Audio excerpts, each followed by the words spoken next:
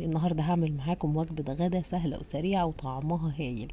بنص كيلو لحمة مفرومة هلف رول وهحشي جبنة وفلفل والنتيجة ممتازة. هتعملي أسرع غدا أو عشاء كمان في دقايق بسيطة. يلا بينا نبدأ، وبسم الله. في الأول كده هنحط في الكبة واحدتين من الفلفل الحامي وبصلاية بحجم كبير هنفرمهم مع بعض. ممكن نبدل الفلفل الحامي بقرن واحد بس فلفل رومي بارد. بعد كده هصفي ميه البصل. عندي حته تله مخصصاها لتصفيه ميه البصل، والطريقه دي اسهل بكتير قوي من المصفى العاديه.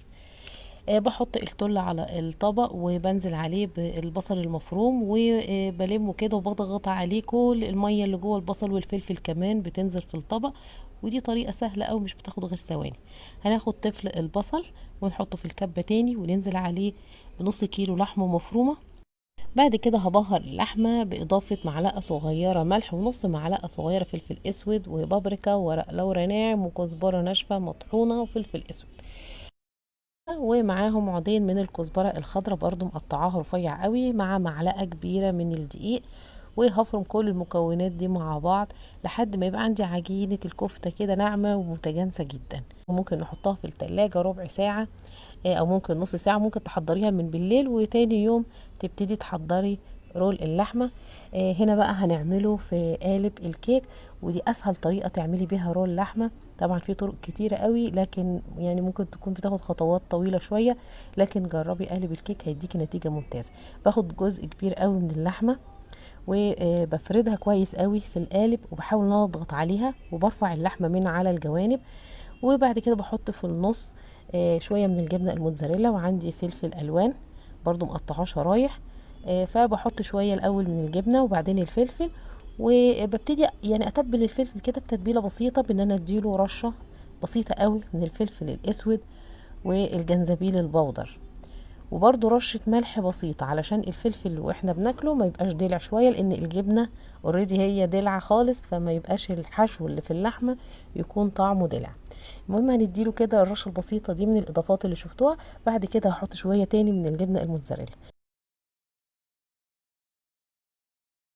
باقي كمية اللحمة هحطها على الوش، وهنا هقفل على رول اللحمة حلو قوي وهبتدي اضغط عليه كويس علشان ما يبقاش فيه فتحات، علشان كمية الجبنة كلها ما تطلعش، لان برضو الجبنة بتطلع شوية كده.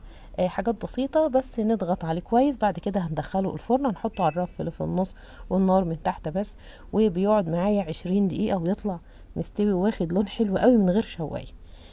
طبعا الجبنة طلع يعني كده حتتين بس ما فيش مشكلة، باقي الجبنة كلها جوه. بطلعه على طبق التقديم وببتدي اقطعه شرايح بالشكل ده. عندي قالب اللحمه لسه سخن، وطبعا عشان انا ضغطت على اللحمه حلوه قوي في القالب فهي يعني ما شاء الله بتتقطع شرايح حلوه قوي، مش مفروله ومش مقطعه من بعض. فحاولي ان انت تضغطي على اللحمه كويس في القالب وتكبسيها كويس كده من الجوانب، علشان لما تيجي تطلعيها تطلع معاكي قطعه واحده، ولما تقطعيها شرايح تطلع بالشكل ده. وده شكل الجبنة والحشو في النص. طبعا طريقة سهلة قوي قوي زي ما شفتوا، والنتيجة فعلا حلوة. لما هتجربوا رول اللحمة بالطريقة دي الطعم هيعجبكم جدا. هنبتدي بقى نقدمه على الرز الاصفر المبهر او اي نوع رز، برضو ممكن تستخدمي الرز الابيض، الرز بشعرية، يعني اي نوع رز انت بتفضليه. الوجبة هتبقى جميلة جدا جدا والطريقة سهلة. ورول اللحمة ده تقدري تعمليه بالشكل ده وتشيليه في التلاجة، او ممكن تحتفظي بيه في الفريزر وتطلعيه كوجبة غدا او عشاء في اي وقت، مجرد بس ان انت هتسخنيه هيكون جاهز.